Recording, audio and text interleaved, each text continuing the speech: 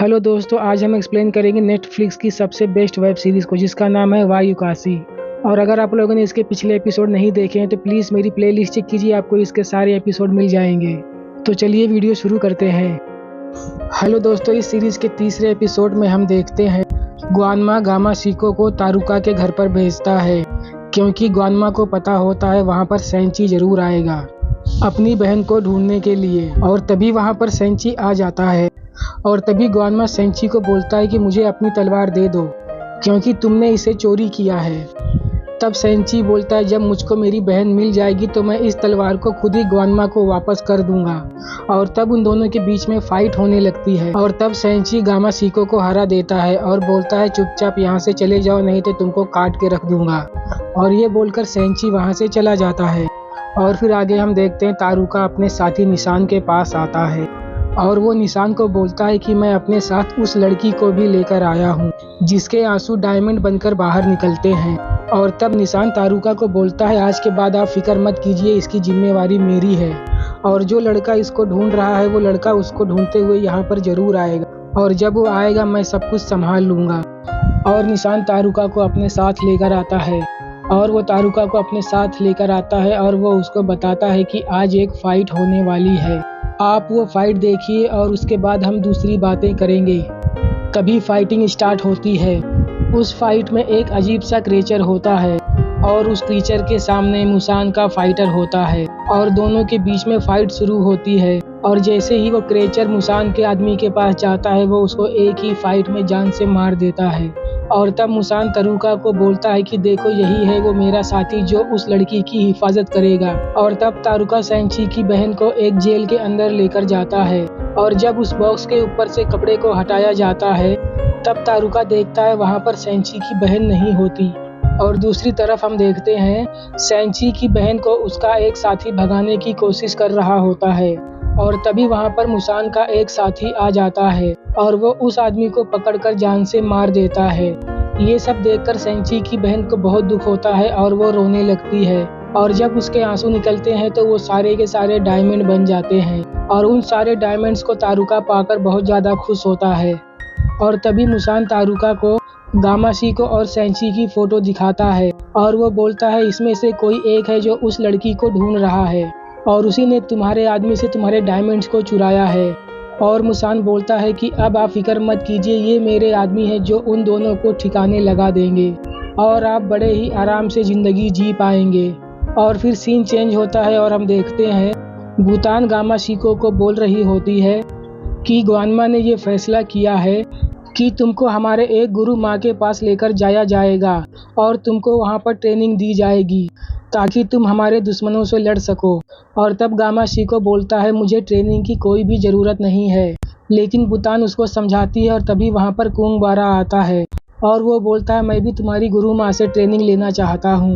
ये बातें सुनकर गामा शिको और भूतान को बहुत ज़्यादा हैरानी होती है और फिर वो तीनों गुरु माँ के पास जाते हैं ट्रेनिंग करने के लिए।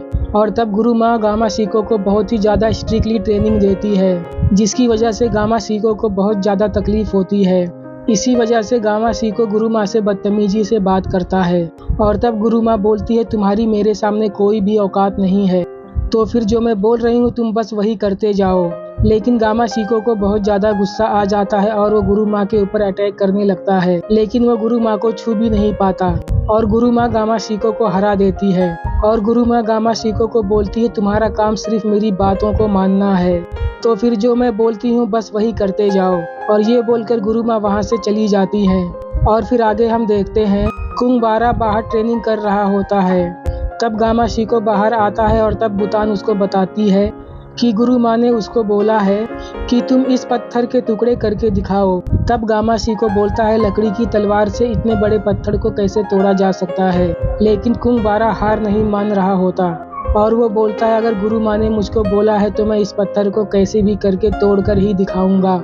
और तभी वहाँ पर गुरु माँ आती है और वो बोलती है देखो उसे उसके अंदर कितनी हिम्मत है। और वो बोलती है कि अगर तुमने कोशिश नहीं की तो कुंग बारा तुमसे आगे निकल जाएगा और ये तुम्हारे लिए बहुत ही ज़्यादा शर्म की बात होगी। तभी गामा शिको को गुरु माँ अपने साथ पकड़कर लेकर जाती है ट्रेनिंग करने के लिए। और दूसरी तरफ सेंची के पास कोरामा आता है और वो सेंची को बोलता है कि अगर तुम्हारा काम हो गया हो तो मैं ये खंजर तुमसे वापस लेना चाहता हूँ। तब सेंची बोलता है कि तुम इस खंजर को गामासिको को देना चाहते हो, लेकिन अभी मेरा काम पूरा नहीं हुआ है। मुझे अपनी बहन को ढूंढना है, इसीलिए मैं ये खंजर किसी को भी नहीं दे सकता, क्योंकि इसी खंजर की ताकत से मैं अपने दुश्मनों को हरा सकता हूँ। और ये बोलकर सेंची वहाँ से चला जाता है। और फिर आगे हम देखते हैं गामासिको गुरुमा को बोल रहा होता है, गानवा ने मुझे इसलिए जिंदा किया है कि मैं उसके चोरी हुए 3 हथियार उसको वापस दे सकूं, और अगर मैंने उसके तीनों चोरी किए हुए हथियार उसको वापस नहीं दिए तो फिर वो फिर से मेरी जिंदगी मुझसे छीन लेगा और मैं मर जाऊंगा। तब गुरुमा बोलती है ऐसा कुछ भी नहीं होने वाला। और तब बुतान वापस ग्वानवा के पास जाती है और उनको बताती है कि अभी तक गामासिको अपनी पावर को यूज करना नहीं सीख पाया है।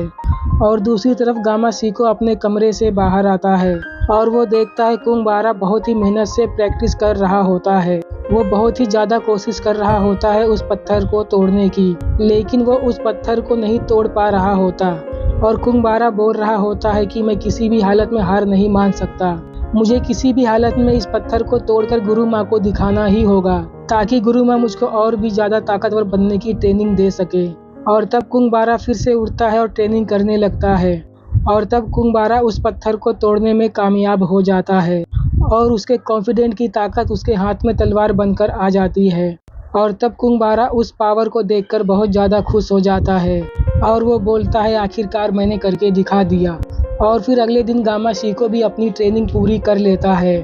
और तब गुरुमा गामासिको को बाहर लेकर जाती है और वो गामासिको को बोलती है तुम यहाँ पर फिर से कोशिश करो। और तब गामासिको अपनी पूरी ताकत लगाकर बहुत जोरदार धमाका करता है और उसको देखकर गुरुमा बहुत खुश होती है। और फिर कुछ देर के बाद गुरुमा को महसूस होता है कि कोई आ रहा है। और तब गुरुमा गामासिको के पास जाती है और वो गामासिको को बोलती है अब तुम्हारी ट्रेनिंग पूरी हो चुकी है।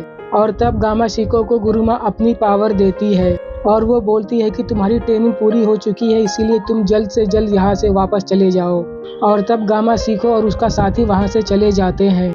और फिर रात में गुरुमा के पास मुसान का वही साथी आता है और वो गुरुमा को बोलता है मुझे अपनी सारी ताकत दे दो। और तब गुरुमा बोलती है कि मैं अपनी सारी ताकत पहले ही किसी और को दे चुकी हूँ। ये सुनते ही उसे बहुत ज़्यादा गुस्सा आता है और वो गुरुमा को जान से मार देता है। और दूसरी तरफ गामासिको अपने दोस्त के रेस्टोरेंट में खाना खा रहा होता है और जैसे ही वो रेस्टोरेंट से बाहर निकलता है वो देखता है कि उसकी फ्रेंड को सेंची किडनैप कर लेकर जा रहा होता है। और तब गामासिको बोलता है कि छोड़ दे उसे, नहीं तो मैं तुमको जान से मार डालूंगा।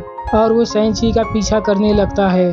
और दूसरी तरफ बुतान कुंबारा के पास जाती है और उसको बताती है केकी को किसी ने किडनैप कर लिया है। और फिर आगे हम देखते हैं सेंची एक जगह पर बैठा हुआ होता है। तभी वहाँ पर गामासिको आता है और वो सेंची को बोलता है बता तुमने मेरी दोस्त केकी को कहाँ पर छुपा कर रखा हुआ है। और वो सेंची से फाइट करने लगता है। और दूसरी तरफ केको को किडनैप कर एक शिप पर लाया जाता है। वहाँ पर भी सेंची होता है, लेकिन वो मुसान का साथी होता है जिसने अपना चेहरा बदलकर केको को किडनैप कर ले आया होता है। और दूसरी तरफ सेंची और गामासिको के बीच में फाइट हो रही होती है और गामासिको सेंची से पूछता है बता मेरे दोस्त को कहाँ रखा है तूने। तब सेंची बोलता है मुझे नहीं पता तुम किसकी बात कर रहे हो। और तभी वहाँ पर कोरामा आता है और वो गामासिको को बताता है कि उस लड़की को किडनैप करने वाला सेंची नहीं है, बल्कि सेंची बनकर कोई और आया था और वो तुम्हारी दोस्त केकी को किडनैप कर ले गया। और तभी गामासिको बोलता है मैंने अपनी आंखों से देखा है कि यही लड़का उसे किडनैप कर ले आया है।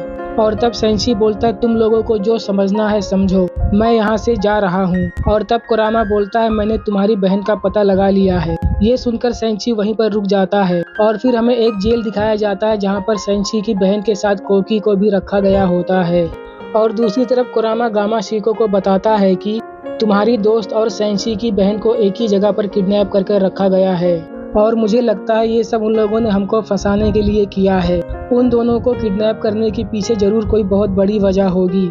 और तब गामासिको बोलता है जो होगा देखा जाएगा। और तब गामासिको सेंची से माफ़ी मांगता है और वो बोलता है मुझे माफ़ कर दो। मैंने तुमको गलत समझा। हम लोग साथ मिलकर तुम्हारी बहन और अपनी दोस्त को छुड़ाएंगे। और तब वो लोग साथ में मिलकर उस शिप के पास जाते हैं उन दोनों लड़कियों को छुड़ाने के लिए।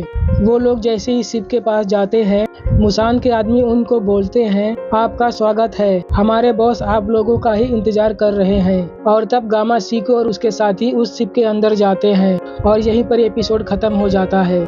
अगर आप लोगों को ये सीरीज पसंद आई हो और अगर आप लोग इस सीरीज के नेक्स्ट एपिसोड को देखना चाहते हैं तो प्लीज़ आप इस चैनल को सब्सक्राइब जरूर करें और बेल आइकन को प्रेस करें, ताकि हम जब इस सीरीज़ के नेक्स्ट एपिसोड को अपलोड करें तो आपको नोटिफिकेशन मिल जाए और आप इस सीरीज़ के नेक्स्ट एपिसोड को देख पाएँ। तो मिलते हैं नेक्स्ट एपिसोड के साथ, तब तक के लिए गुड बाय।